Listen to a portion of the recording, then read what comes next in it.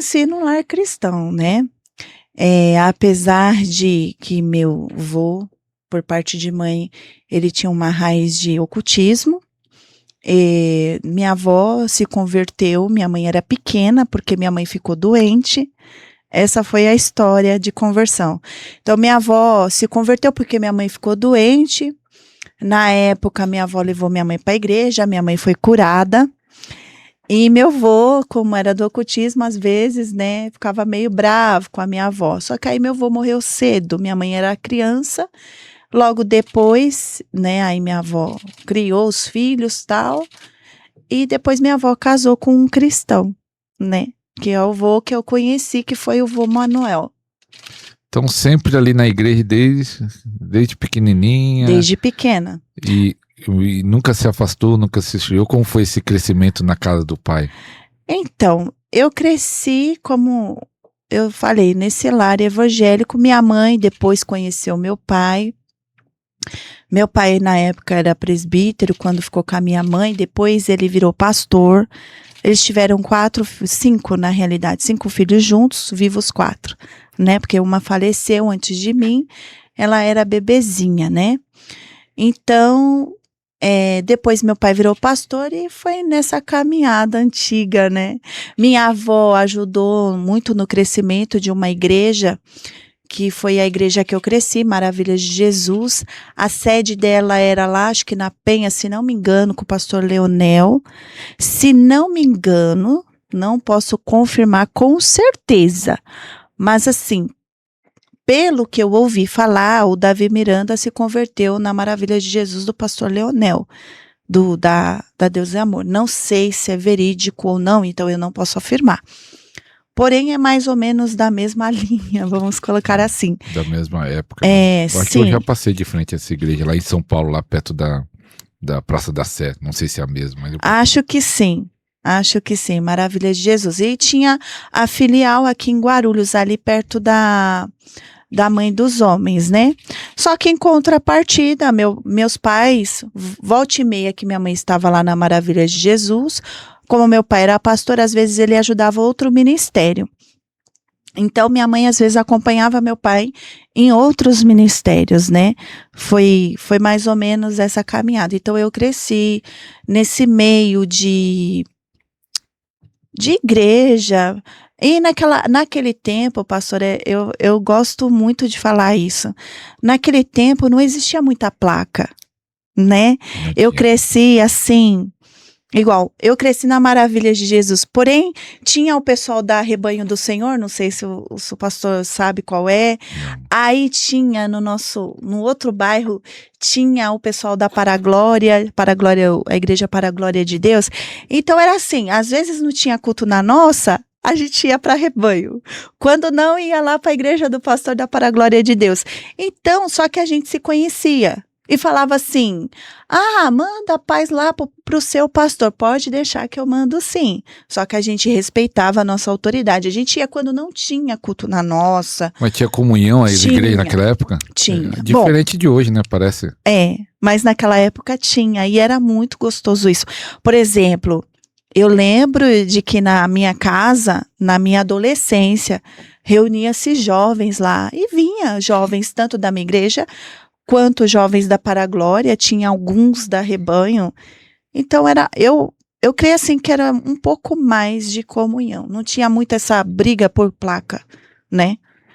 Que é o que está faltando hoje. Hoje em dia, meu Deus, é uma briga até o pastor contra pastor. E agora a internet falando mal do outro pela internet. Mas só que mesmo nesse lar cristão, seu pai depois virou pastor e sua mãe também obreira ali, você sofreu ataques espirituais desde a infância. Como foi isso? Quando era criança ou era adolescente? Mesmo nesse lar ainda o inimigo conseguiu entrar para atacar, por quê? Então, eu creio... Explica como foi esses ataques, né? Sim, eu creio que foi tudo tem uma raiz e um começo, né?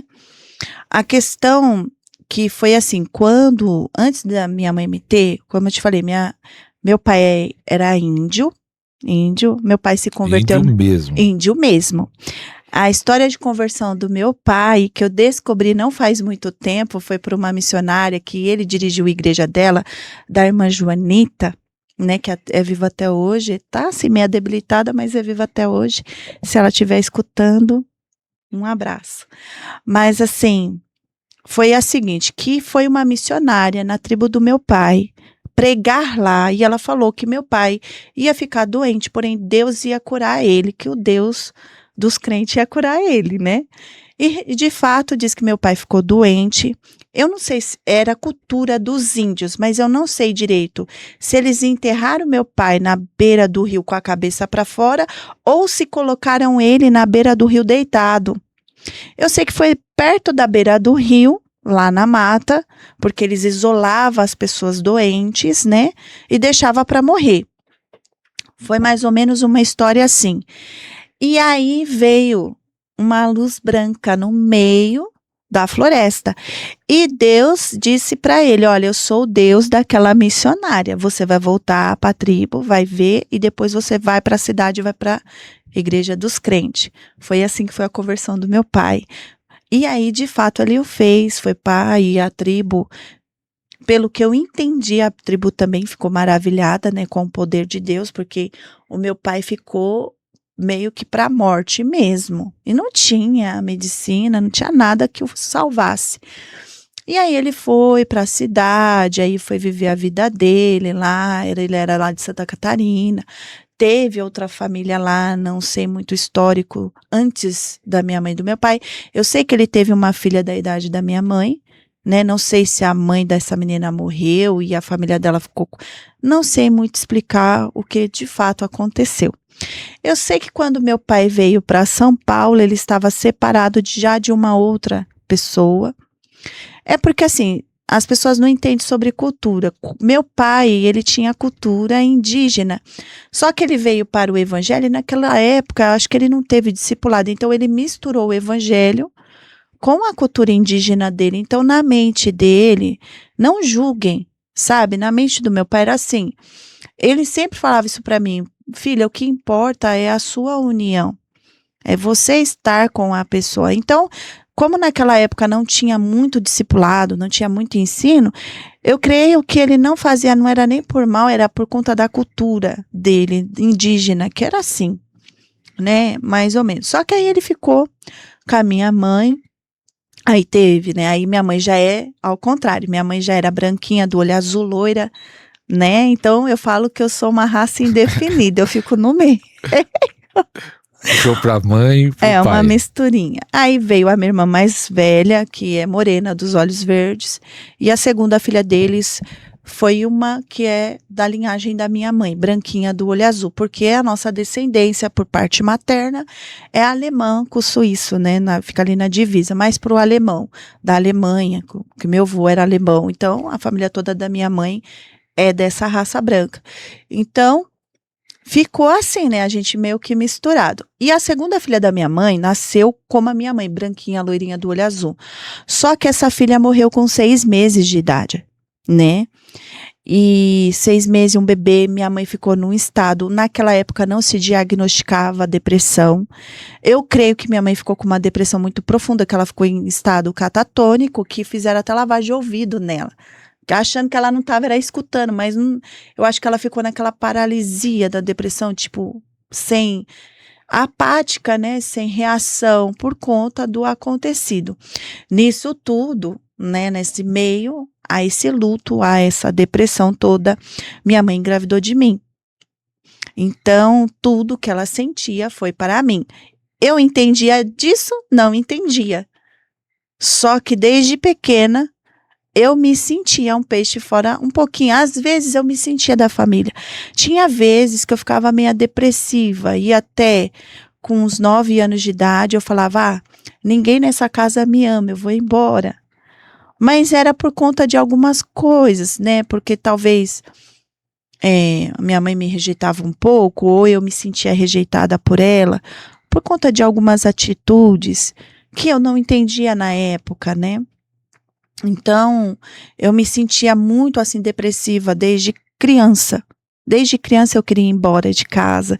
Desde criança tinha vezes que eu me sentia muito amada, mas tinha vezes que eu me sentia excluída. Meu pai, de fato, me amava. A identidade que eu tenho hoje foi ele que gerou em mim. Que ele falava assim, aquele é meu docinho de coco, aquela é minha filha meiga. Só que dentro disso, pastor, desde a infância, eu tive tanto o lado profético quanto as perseguições espirituais. Então, eu sempre tive perseguições noturnas nos sonhos, e eu acordava com meu coração acelerado, tipo, eu sempre fugindo de algo, eu sempre tinha aquela opressão, às vezes, até mesmo quando eu ia e voltava, a gente sempre foi e voltou sozinhos da escola, eu sentia muito que tinha alguém me seguindo, eu sentia... Não sabia explicar, mas eu sentia presenças aí, como eu cresci no evangelho, eu ia o caminho inteiro ou cantando ou falando, o sangue de Jesus tem poder, porque eu não sabia orar. Apesar de crescer no lar cristão, nunca foi me ensinado a orar. Ensinado a orar. E nessa perseguição noturna é bom você falar de algo que acontecia, que você disse que até... Não sei se era nessa fase. Não foi nessa fase. A gente vai chegar lá. Vai chegar lá. Nessa fase da infância, as perseguições eram assim. Tanto é que eu me lembro que a minha mãe a gente sempre morou numa casa muito pequena, 2 cômodos para 6 pessoas. Meu pai, minha mãe e nós 4, né? E teve uma casa que a gente morou, que era 2 cômodos, o banheiro era do lado de fora, tinha um corredorzinho, não tinha quintal. Era um corredorzinho que dava pro fundo, assim, onde minha mãe lavava a roupa. E ali, o Senhor já falava comigo através dos sonhos, e Ele me dava sonhos proféticos. E um dos sonhos que eu sempre sonhava era no fundo, naquela parte da lavanderia, embaixo do tanque, eu via tipo aquelas esfinges do Egito com as pirâmides, e eu descia aquelas escadas que debaixo era loucura, tipo, embaixo do tanque tinha a esfinge, tinha a pirâmide e tinha uma escada que descia e eu entrava naquele mundo. Então eu via as pragas, eu via tudo, só que eu não entendia muito. Só que ali naquele sonho, e não foi uma vez só que eu sonhava isso, várias. Tanto é que até hoje eu me lembro de como era todo o sonho. Mas assim, ali eu entendo que era Deus me ensinando sobre as pragas do Egito, sobre aquela parte de Faraó todinha que eu não entendia, né? Porque eu gostava da palavra, mas na época eu não entendia. Parecia que tinha um bloqueio para mim aprender a palavra. Tanto é que eu ia até para os cultos de doutrina com meu caderninho. Porque eu queria aprender algo que eu não sabia, né? E nessa mesma época, nessa faixa dos 8, 9, 10 anos, nessa mesma casa, foi uma das primeiras vezes que eu ouvi a voz de Deus, audível, no quintal, no corredor, chamando meu nome. Só que aí eu falava assim, tem alguém me chamando. E eu ouvi audível. E eu olhava para minha irmã e falei, tem alguém me chamando? Ela não tem. Eu falava, tem sim.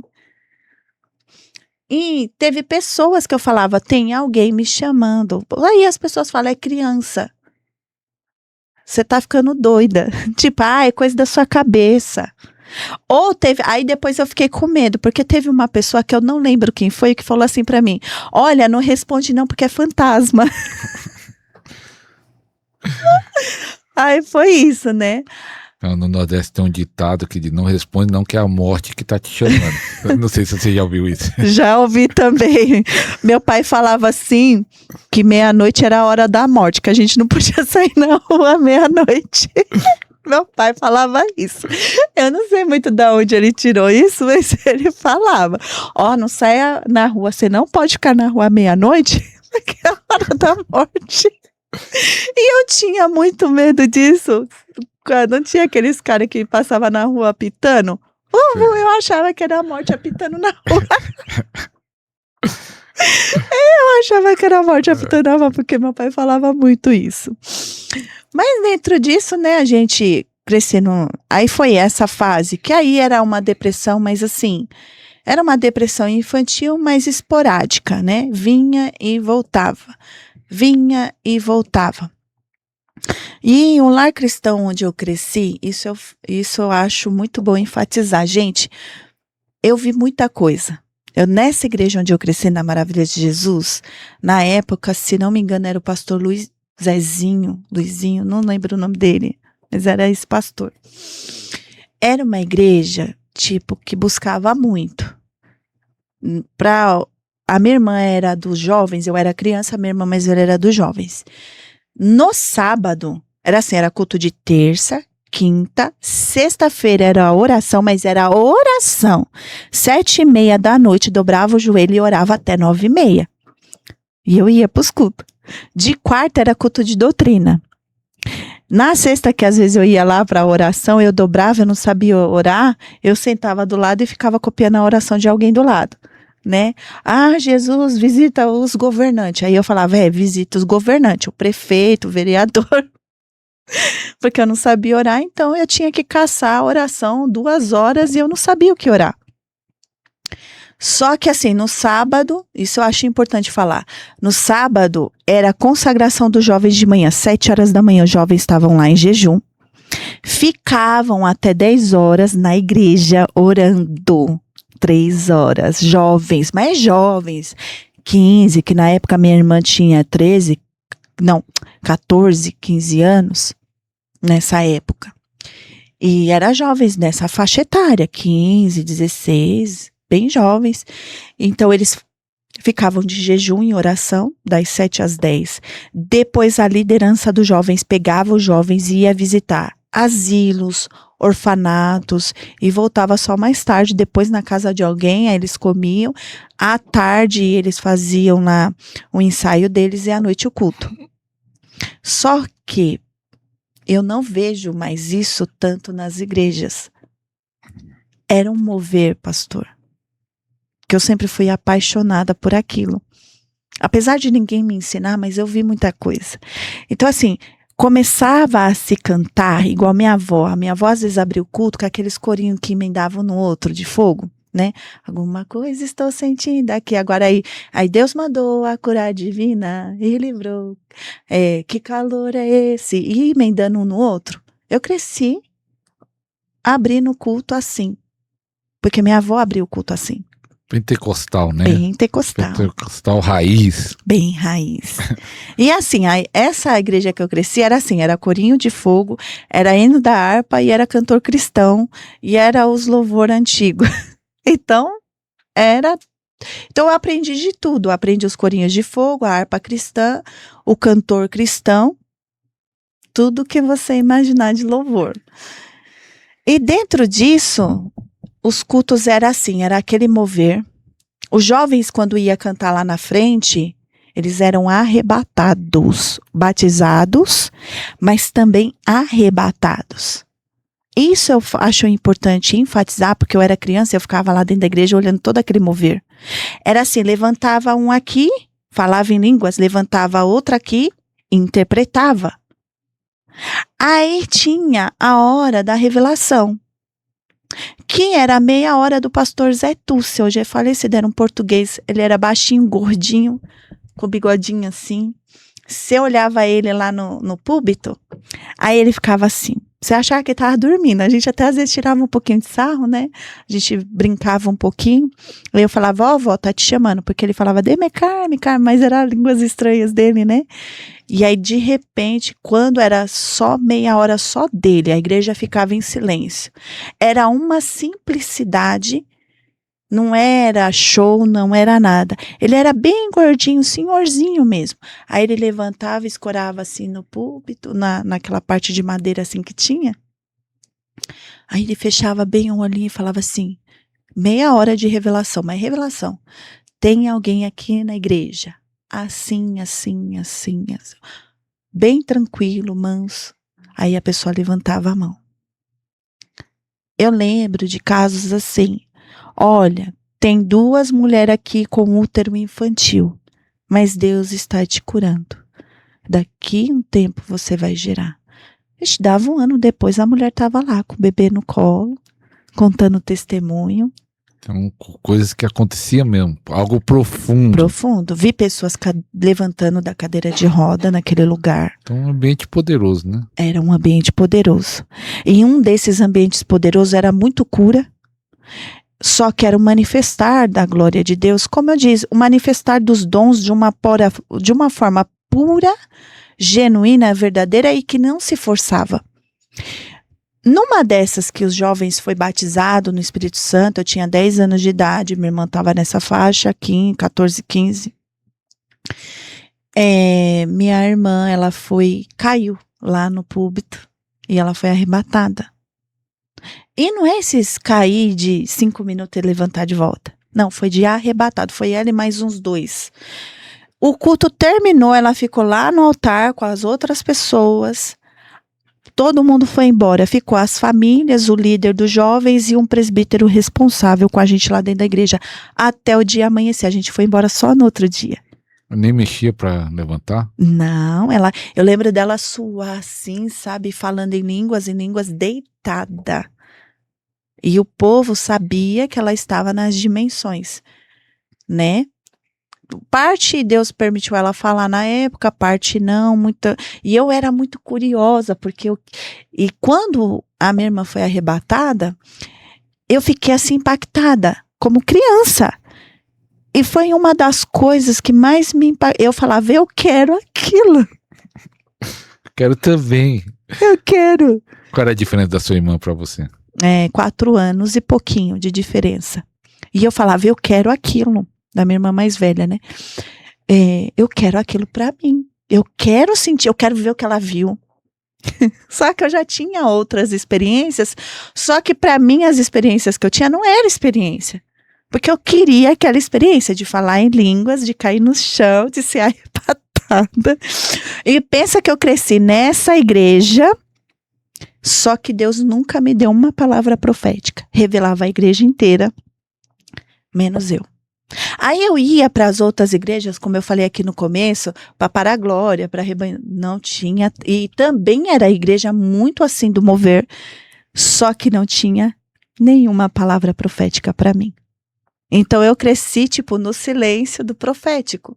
Eu achava, mas Deus manifestava o profético em mim de outra forma, que era nos sonhos, que eram os sentimentos que eu tinha, os pensamentos que eu tinha. Só que para mim aquilo não era profético porque Deus não usava ninguém para falar comigo. Nesse sentido. Você esperava uma profecia, né? Falar assim, o profético é a profecia, e ninguém ia profetizar, e aí Deus não tá movendo. Eu falava assim, Jesus, o senhor não me ama, não? O senhor fala com todo mundo. Aí pensa, eu fui crescendo. Com 12 para 13 anos, meu pai teve uma caída, né? E meu pai teve uma caída, na realidade ele dirigiu uma outra igreja, que foi a igreja dessa missionária que eu falei. Ele ganhou uma pessoa dele do trabalho para Jesus e levou para a igreja dele, só que nesse meio tempo, né, aconteceu tudo que aconteceu. Só que ele ainda não tinha saído de casa, só que eu via muita coisa no espiritual. E aí eu já estava com 12, 13 anos, aí aumentou os níveis, foi aumentando.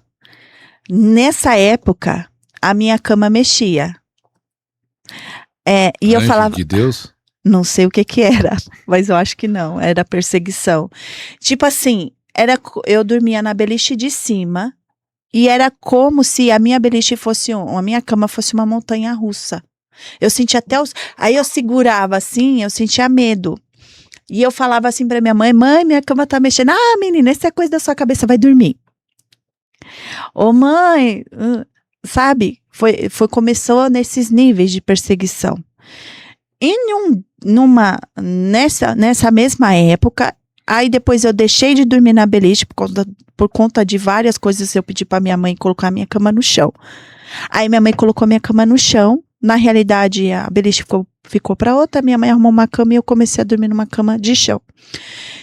Só que teve um dia que eu tava dormindo nessa cama de chão, nessa mesma fase. eu senti um gelado passar no meu corpo.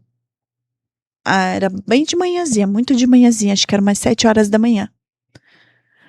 Aí eu levantei naquele susto com gelado no meu corpo. E eu morava ali perto do centro de Guarulhos, ali quem mora aqui vai saber, ali na Vila Tijuca, ali perto do Batalhão da Mãe, ali não tem mata ao redor. Né? Tem lugares aqui de Guarulhos que tem mata ao redor, mas ali em si não tinha mata ao redor. Sem brincadeira, sabe o que tinha na minha cama? Até hoje eu não sei que bicho era aquele, né? Minha mãe estava no dia, eu levei um susto, dei um berro. Quando eu tirei assim um cobertor, tinha uma minhoca desse tamanho, branca, dessa grossura, parecendo aqueles vermes. Sabe aqueles vermezinho pequenininho? Só que grande. Nunca vi. Grossura. Assim, uma minhoca grande, dessa grossura assim, branca. Não sei de onde aquilo apareceu. Não tinha mato ao redor para aparecer. Nem minha mãe soube explicar na época. Eu lembro disso. Coisa de feitiçaria, de bruxaria? Não sei. Eu sei que eu fui muito perseguida, né? Aí, nessa mesma época que aconteceu tudo isso com os meus pais, foi uma época que eu comecei a buscar, assim, do meu jeito, como adolescente. Porque eu queria que Deus falasse comigo. Aí, nessa fase de separação dos meus pais, um dia, meu pai dormia aqui era a cabeceira, meu pai dormia aqui, minha mãe aqui. Nesse dia, minha irmã dormiu no meio, a minha irmã mais nova, e eu não sei o que aconteceu, que eu dormi virada pro pé da minha mãe. Sabe? Com a cabeça virada para cá. E durante a noite, quando eu abri o olho, eu vi do lado do meu pai uma bruxa que ia até o teto com um caldeirão rindo para mim e mexendo no caldeirão. Eles estavam nessa fase da separação, dessa conturbação toda na minha casa.